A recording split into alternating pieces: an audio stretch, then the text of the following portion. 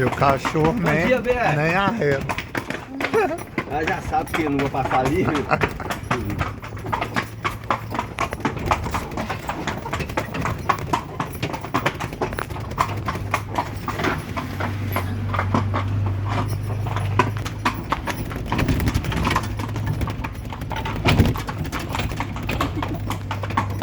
Bem, você já ouviu em solar? Sobrado e solar? É isso. É uma diferença pequena, mas existia no século XVIII nos casarios de 2 andares.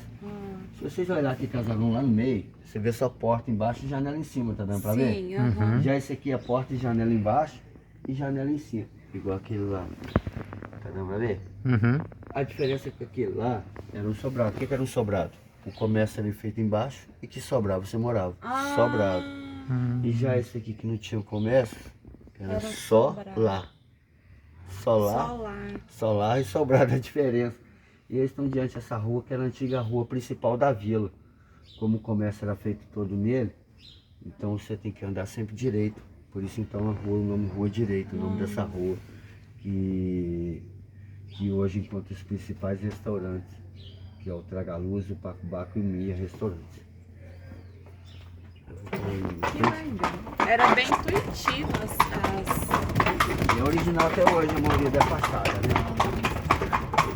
O que eu nunca tinha reparado era nesses detalhes da calha, onde a água desce mesmo. É, ela é dividida para não fazer barulho, aí é cortada, você parou lá? Então, Por isso que é cortadinho. e eu vi alguns que é no formato de uma flor também. Detalhado, né? Agora debaixo dela tem os gerais, né? Esse daqui, quando tinha 3 beiras de telhado igual esse daqui, era uma casa de eira, beira e tribeira. O imposto era maior, mas em compensação grande privilégio tinha. Pois essa pessoa assistia a missa no altar-mor da igreja. Se falecesse no assoalho da igreja, seria sepultado. E o sino grande dobrava-se. Uma pessoa de eira, beira e tribeira. E já essa pessoa que só tinha uma madeirinha embaixo, tá dando pra ver? É o famoso sem eira nem beira. A pessoa sem dinheiro, sem privilégio. Já assistia a missa no fundo da igreja, se falecesse na parte externa, seriam sepultados. E o sino pequeno rebatido dando aquele barulho, din, din, din, din. Aí falava, morreu sem eira nem beira. Olhando assim, entre as janelas, você sabe onde que morava na época uma pessoa casada e uma solteira? Não. Era uma diferença.